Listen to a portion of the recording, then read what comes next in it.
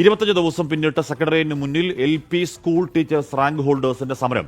അധ്യാപക വിദ്യാർത്ഥി അനുപാതം പുനഃക്രമീകരിക്കണമെന്നാണ് പ്രധാന ആവശ്യം. നിയമനം വൈകുന്നതിൽ പ്രതിഷേധിച്ച് UPST റാങ്ക് ഹോൾഡേഴ്സും അനിശ്ചിതകാല സമരം ആരംഭിച്ചു.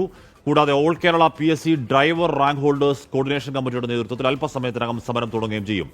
സെക്രട്ടേറിയറ്റിന് മുന്നിൽ നിന്നും അജ്മൽ ദിറാർ ചെയ്യുന്നു. അജ്മൽ, ഈ LPSTക്കാരുടെ കാര്യം കഷ്ടമാണ്. എന്നോ നടന്ന പരീക്ഷയാണ്. അത് റിസൾട്ട് വന്നിട്ട് തന്നെ കുറേ നാളായി.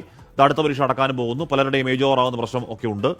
എന്തായാലും സെക്രട്ടേറിയറ്റിന് മുന്നിൽ വീണ്ടും ഒരു PSC ഉദ്യോഗാർത്ഥി സമരകാലം എന്ന് പറയാം. അജ്മൽ, ഹാഷ്മി, തീർച്ചയായും അതൊരു PSC ഉദ്യോഗാർത്ഥി സമരകാലമെന്ന് മാത്രമല്ല. അതായിപ്പോൾ UDF സർക്കാർ അധികാരത്തിലേറിയിട്ട് 1.5 മാസം മാത്രം പിന്നിടുമ്പോൾ സെക്രട്ടേറിയറ്റിന്റെ മുമ്പിൽ അക്ഷരാർത്ഥത്തിൽ ഒരു സമരവേലിയേറ്റമാണ് നമ്മൾ കാണുന്നത്. ഇവിടെ ഇപ്പോൾ കാണുന്നത് LP സ്കൂൾ ടീച്ചേഴ്സിന്റെ റാങ്ക് ഹോൾഡേഴ്സിന്റെ സമരമാണെങ്കിൽ തൊട്ടപ്പുറത്ത് UP സ്കൂൾ ടീച്ചേഴ്സിന്റെ അവരുടെ റാങ്ക് ഹോൾഡേഴ്സും അനിശ്ചിതകാല സത്യാഗ്രഹ സമരത്തിലേക്ക് ഇന്ന് കടന്നിരിക്കുകയാണ്. ഈ LP സ്കൂൾ ടീച്ചേഴ്സ് ആണെങ്കിൽ ഇവരിപ്പോൾ കൃത്യമായി പറഞ്ഞാൽ ഇന്ന് 25 ദിവസമായി സെക്രട്ടേറിയറ്റിന് മുമ്പിൽ നിരവധി ആവശ്യങ്ങൾ ഉന്നയിച്ച് അവരുടെ റാങ്ക് ലിസ്റ്റിൽ നിന്ന് എത്രയും പെട്ടെന്ന് വേക്കൻസികൾ റിപ്പോർട്ട് ചെയ്ത് നിയമനം നടത്തണമെന്ന ആവശ്യം ഉന്നയിച്ച് നിരാഹാരവും സത്യാഗ്രഹവും അടക്കം ഇവിടെ അനുഷ്ഠിക്കുന്നുണ്ട്. ഇതിൽ 6 വട്ടം മന്ത്രിതല ചർച്ച നടന്നിട്ടും ഏതൊരുവിധ പരിഹാരവും ഇവരുടെ വിഷയത്തിൽ കണ്ടിട്ടില്ല എന്നാണ് ഉദ്യോഗാർത്ഥികളുടെ ആരോപണം. നിരാഹാര സത്യാഗ്രഹം അനുഷ്ഠിക്കുന്ന ഒരു ഉദ്യോഗാർത്ഥി നമ്മളോടൊപ്പം ചേരുന്നുണ്ട്. നിങ്ങൾ പലവട്ടം മന്ത്രിയെ കണ്ടു. നിങ്ങൾ ഈ സെക്രട്ടേറിയറ്റിന് മുമ്പിൽ സമരം ചെയ്യാൻ തുടങ്ങിയിട്ട് ഇന്ന് 25 ദിവസം പിന്നിടുകയാണ്. എന്താണ് മന്ത്രിയുടെയൊക്കെ പ്രതികരണം? എന്താണ്? 6 തവണ മന്ത്രിയെ കണ്ടു എന്നുള്ളത് ശരിയാണ്. ചർച്ച നടത്തി എന്നുള്ള പരാമർശം ശരിയല്ല. അത് കഴിഞ്ഞ ദിവസം തന്നെ നമ്മൾ മാധ്യമങ്ങളോട് അറിയിക്കുകയും ചെയ്തിരുന്നു.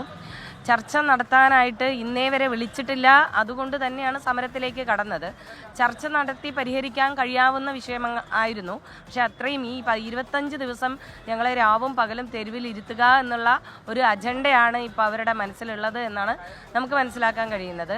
പിന്നെ നമ്മൾ സമീപിക്കുന്ന സമയത്ത് നമ്മുടെ ആവശ്യങ്ങൾ പരിഹരിച്ചു തരാം, എന്നാൽ 2 മാസം സമയം വേണമെന്നാണ് പറയുന്നത്. ആദ്യം തന്നെ നമുക്ക് വാഗ്ദാനം ചെയ്തിരുന്നു ഈ റേഷ്യോ കുറയ്ക്കുന്ന കാര്യവുമായി ബന്ധപ്പെട്ട് തീർച്ചയായും ചെയ്യാമെന്നുള്ള രീതിയിൽ നമ്മളിവിടെ തുടരുകയാണ് ചെയ്തത്. അത് നിർത്തിപ്പോണമെന്നാണ് അവരുടെ ആഗ്രഹം.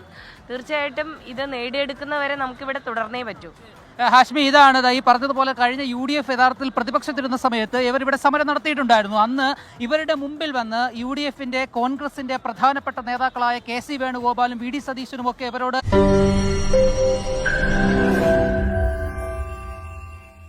ലോകത്തെവിടെയായാലും ഏത് സമയത്തും 24 വാർത്തകളും ഓഗ്മെന്റഡ് റിയാലിറ്റി പാക്കേജുകളും എക്സ്പ്ലെയിനറുകളും വിശദമായി കാണാൻ ഞങ്ങളുടെ YouTube ചാനൽ നിങ്ങൾക്ക് സബ്സ്ക്രൈബ് ചെയ്യാം.